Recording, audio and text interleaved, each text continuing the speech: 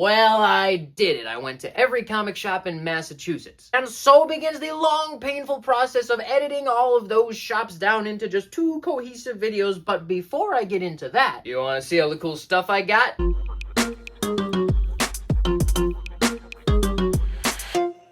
So this state was different than Michigan and Georgia because unlike those 2 states, I had to fly all of the stuff I bought back to Georgia. So I packed really light and I brought this carry-on suitcase that I just stuffed full of comics. But I did it. I got it all home and I can't wait to show it to you. So we'll start with one of the things that I'm most excited about. I got all of these Marvel pocketbooks here. I got the Fantastic Four, which I'm pretty sure was the first one. I got that at Main Street Comics in Lee, way out at the west end of Massachusetts. And then the rest of these I got at Outer Limits in Waltham. They had them for a great price. I was super excited to finally grab all 3 of these Spider-Man pocketbooks, as well as Spider-Woman and the second volume of the Hulk. These are really nostalgic for me. I grew up reading my dad's. He had the 3 Spider-Man in a little slip case thing, and he also had Captain America and I think the Hulk and maybe one other one. And I've been telling myself if I can find any of these for $10 or less, that's good enough for me, and I did. The next thing that I think is super cool is this 2006 legacy reprinting of the original Tintin art from Cigars of the Pharaoh. This is really cool because you can see how he drew it before he went back and redid all of them. And what's really fun is that I can take the newer version that most people are used to and I can compare it side by side to see all the changes he made. And right away you can tell it's really different because we have this giant splash page of the boat on the ocean, which is just a tiny panel about this big in the regular version. I only saw 2 of these Tintin books on the entire trip and they were both Cigars of the Pharaoh. So now I'm looking for the rest of these because they're awesome. And then sticking to the Tintin theme, I found 4 Tintin books for 50 cents each at Rubber Chicken Comics,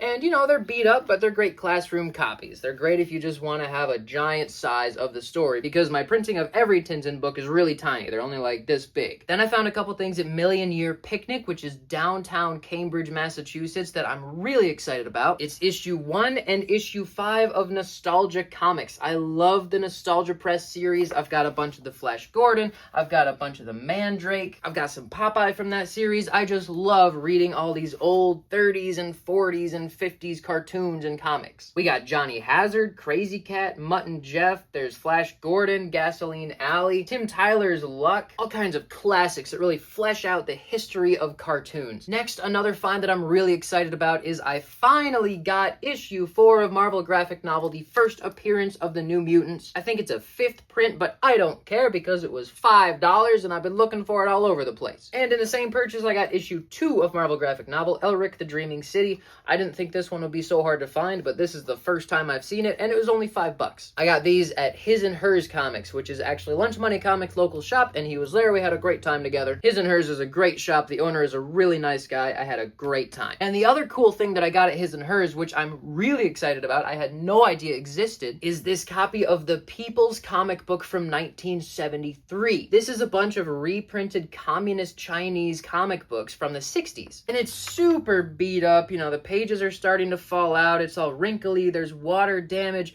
But what a piece of history we have here, and it was only $5. I tried reading the first couple stories, and it was definitely hard to get to. You know, it's made for an audience that is not me. But from a historical perspective, from a reference perspective, this is something that I love to have on my bookshelf. Next, another thing I've been looking for a while is this hardcover edition of Black. This is about a world where only black people get superpowers and the political and societal fallout of that, and it's received a lot of praise. I read it on the plane over here, and it was okay, but again, this is just something that I love to have on my bookshelf available for study. And then I've got another thing that I didn't even know existed before I went on this trip. It's a paperback edition of Ronin by Frank Miller. This is a first print trade paperback riding off the coattails of Dark Knight Returns, which was the first major graphic novel. I just love having these Warner Books early printings of graphic novels because it shows the history of people coming to respect the graphic novel. So I'm super excited to have this and to keep it on my shelf. And then the last graphic novel that I bought is this second printing 1988 Captain Britain by Alan Davis. I've been looking for this for a while because I love Alan Davis, and you know I love these old graphic novels,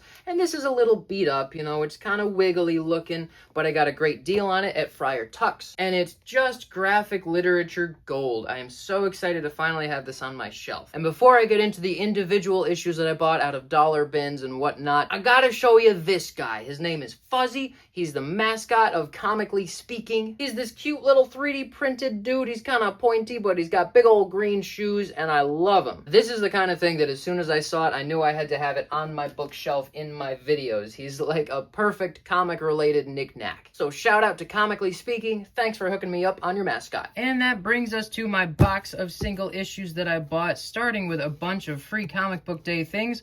We got Post Malone's comic here, Big Rig. I'm really excited to read this. Kind of skeptical because most of the time when a singer makes a comic book, it's not that good, but honestly, this one looks pretty sick. Picked up this while I was there because I missed it before I left. I found a couple back issues of Zdarsky News. I'm really excited about that because I love Zdarsky News. I picked up issue 1 of Blood and Thunder that came out while I was gone, issue 2 of Far Down Below, issue 3 of Monkey Meat the Summer Batch. I love Monkey Meat, and I grabbed issue 2 and issue 1 of Absolute Green Lantern because I missed that. And then at Hall of Comics, I picked up Fantastic Four Fanfare and the Alex Ross Captain Marvel variant, as well as Star Wars issue 1 and the Alex Ross Tiger variant. Then I'm pretty sure I got these couple issues at Harrison's Comics. These are kids' comics from the 50s. You know, I'm probably not going to read them, but anything from the 50s I want to grab when I see it. Then I've got a few issues of Spectacular Spider-Man that I got out of either a 50-cent bin or a dollar bin, and they're in, you know, not terrible condition. They're not going to get graded or anything, but they're good reader copies. Same thing for these Power Man and Iron Fist issues that are, looks like they're in backwards order in here. Oops. Got a bunch of Iron Man here. And again, all of these out of 50-cent bins or dollar bins. And sometimes the owners were nice enough that they just gave me some comics. Which, you know, don't expect a comic shop owner to just give you stuff. I'm in very special circumstances here when I'm going to every single comic shop. I've been grabbing every issue of Dazzler that I can possibly find, trying to collect my run, because I have a feeling that those issues are going to be really, really hard to find really soon. Also grabbing whatever issues of Conan I'm missing because I'm working on that run. I have not read a single issue of Conan yet because I'm trying to finish the collection. And I bought a ton of ROM. Once again, 50-cent bins, dollar bins. I think I bought half of the series just on this trip out of 50-cent bins or dollar bins. And again, not in amazing condition. One of the things I noticed about Massachusetts is that their dollar bins and 50-cent bins had much better stuff in them than Georgia, but they were also much more beat up. Clearly, there's just been more people up there buying comics as kids and then reading them and then eventually selling their collection because they were just more readily available, but they were a little bit more beat up.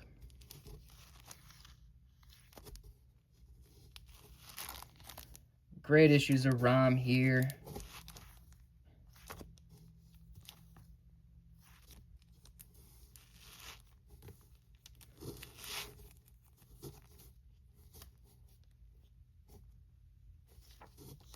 Ooh. And I didn't grab every issue of ROM at the same place. I had to kind of piece it together over like 4 or 5 shops. This is something I'm super excited about. It's the Alex Ross cover of Bone, issue 38. Amazing issue, great storytelling in there. And of course, Alex Ross on Bone is the perfect combination. Got an issue of What If that I didn't already have. And then this issue of Avengers from 1967 was only $5. I gotta say yes to that. A couple issues of Doctor Strange, or just one. A few issues of Howard the Duck, which is getting really hard to find, even in dollar bins. And here is some Wolverine Old Man Logan that I found from the original series.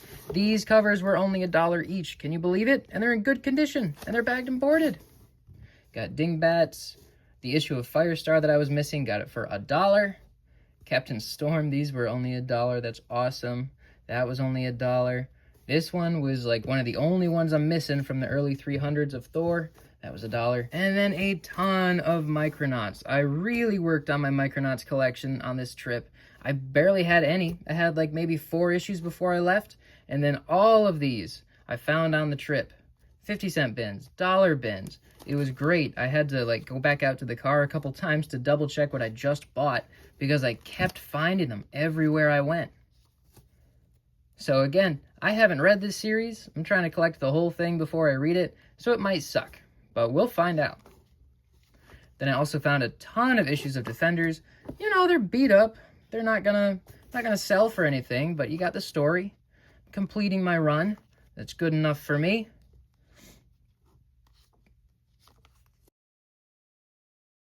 A lot of these I got at Black Hole Comics, which used to be a New England Comics, but it's under new management. and it's in the process of rejuvenation. Nice. So all things considered, I think I did a pretty good job of not spending too much money. I think I spent less on this trip than I did on Georgia or Michigan, but I also found some real gems. I found some great deals, some stuff I've been looking for forever. It was very exciting. So now I have to start the editing process, which means that I have to import all the files onto my computer, and then I have to review all the files so that I can write a script, and then I have to film myself saying the script, and then I have to put an hour of editing into each of the shops in each of the videos, and it's gonna take forever, so please be patient with me. And if you're one of those people who ordered a commission so that I could fund the trip, just know that I haven't forgotten about you. I still have the commissions. I'm just trying to scan them before I send them out to you because I want to keep it for posterity's sake. But they will be getting shipped out soon, and thank you again for helping support this trip. Also, this weekend I'm going to Motor City Comic Con on Saturday, so if you're there and you see me, say hi, and maybe I'll put you in a video or something, or maybe I'll just be really antisocial. You can never tell. Until next video, I want to know what comic shops in Georgia you think are worthy of being the top 10 shops in the state, and the same thing for Michigan. And if you live in Massachusetts, give a shout out to your favorite shop because they are gonna be in my video. My name is Kurt Williams, and you are somebody else.